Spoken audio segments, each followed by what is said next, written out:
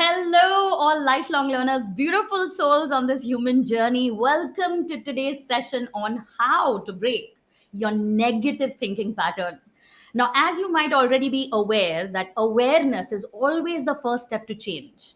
And if you can see it, you have the power to change it. So, the first thing I want to begin with today is to help you become more aware of what is uniquely your negative thinking pattern. What do I mean by that? Look, we all have our own thought processes, which are based on our own conditioning, our unique upbringing, our absolutely different value systems, belief systems. So sometimes, even if our negative thinking patterns are identical, they may not be exactly the same.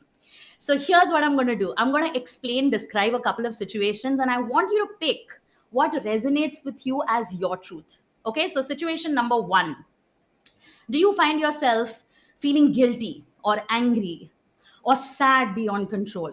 Is there some kind of shame, or is there frustration that, something has happened and you wish you could change it, but you can't help it? You just keep revisiting that incident or those incidents over and over again. And even though you know you cannot change it, you can't stop going back and beating yourself up. If the answer for you is yes, then your negative thinking pattern is connected to your past. Why? Because you cannot feel angry or sad about something that hasn't already happened, right? So, second situation. Do you find yourself feeling anxious or afraid of what the outcome is going to be? Is there a lot of nervousness? Is there a lot of doubt? Is there absolutely no certainty? And it kind of makes you so restless that you start to question your worthiness, your ability to move forward in life? Then your negative thinking pattern is connected to the fear of the future. And fear is usually the anticipation of pain. Now we both know, like we all know, that whatever you're afraid of, the chances of that happening are almost nil. Right? If you look back at your life, you'll see stuff that you were really, really afraid of. Most of it never really happened. Right? So if the answer in this situation for you is a yes, then maybe your mind is wandering too much into the future. Now, situation number three. Let's say you don't beat yourself up about the past. And let's say you're not really hung up or, preoccupied with the future. But there are times you catch yourself saying things like, what if they are right? What if I don't have what it takes? What if I'm not talented enough? What if I'm not smart enough? What if I fail? What will people think? If that's the case, then maybe you're internalizing the external opinions in your environment, which means you're surrounded by people who are probably very highly critical and they don't want you believing in yourself. And that's how your self talk has now become more and more negative. Now, if the answer for you in this situation is a yes, then yes, your negative pattern comes as a result of your environment. And what happens is this: the more you think about the negative results that you already created for yourself, the more negative results you'll continue to create. Why? Because whatever you're focusing on expands, doesn't it? Right? You will end up attracting into your existence whatever matches the vibrational frequency of your thoughts. So, if your thoughts are predominantly negative and your feelings naturally connected to your thoughts are not positive, then what more are you creating of? Right? So, it is extremely critical, extremely essential that you take your power back from what is currently in your life and focus on what you want it to be. Always look at the future from the perspective of what is it that I want to create rather than what is it that I'm experiencing currently. So I'm going to give you a couple of power tools to help you stop this entire negative thinking from your life. Okay. So the first one is one of the most foundation power tools that I always teach my phenomenal community of eagles. And that power tool is called the Pratyahara. Pratyahara is actually a part of the Ashtanga yogic system. Yeah. And it's a very, very powerful power tool. What it says is this: Pratya is prati, which is actually to withdraw. Ahara is ingestion or food of any kind. So Pratyahara together means absolutely withdrawing any sensory input. So what you're doing is you're shutting down your sensory engagement in your environment. And here's how you do it: you sit absolutely quietly for a minimum of 2 minutes. Your eyes will be closed, your ears will not be listening to music, no kind of any kind of sound, okay, absolutely zero sound. Do not light any dhoop sticks or aroma or candles, because otherwise your nose becomes busy enjoying the fragrance, right? So essentially you're not engaging with anything in your external environment for at least 2 minutes, and you practice absolute silence by observing your thinking process. And here's how you're going to do it. I know a lot of you may be struggling with meditation and you're like, no, no, no, I don't think I can pull this off. But let me assure you, Pratyahara is one of the most magical power tools you can execute, and you will progress by leaps. Okay, so here's what you do.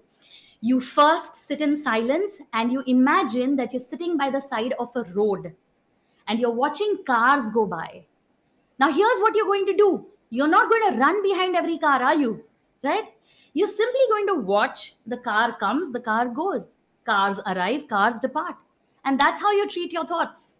You will observe your thoughts when they arise as if they are cars on a street, and you'll allow them to pass. You will not let them drag you. You will not let them start a different conversation inside your head.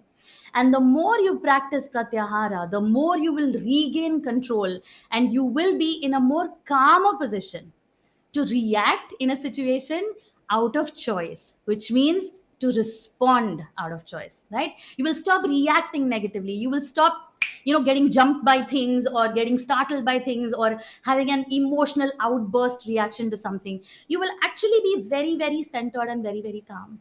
So that's one of the greatest power tools that you can practice to separate yourself from your conditioned mind. And you will start realizing that when you identify yourself with the observer, the creator of those thoughts, not the thoughts itself. You are not your thoughts. You are the creator of your thoughts. The moment this distinction occurs, you will wake up to a brand new power within you.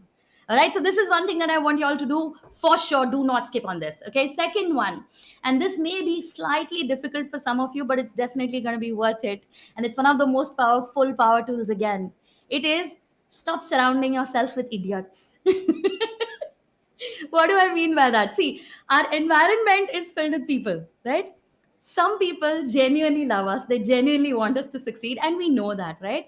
So, even if they give us critical feedback, we know it's coming from a place of love because they want us to grow. But some people will say that they're your well wishers. You know exactly who I'm talking about. They'll say they're your well wishers, but you know they have a hidden agenda. And what happens is this: if you're surrounding yourself with people who are constantly telling you you're chicken, you're chicken, you're chicken, you will never be able to unleash the eagle in you, will you? Right? So you've got to remember that, like Jim Rohn says, you are a sum total of the 5 people you spend your time with. And you've got to surround yourself with people who inspire you, who lead you to greater highs in life, who actually show you what you're truly capable of, not with people who want to bring you down. Because that's how your negative thinking pattern gets reinforced. Because if you ever trip, they will make you feel like you've fallen. That's not true. You just had a trip, right? You didn't fall. So you've got to remember this.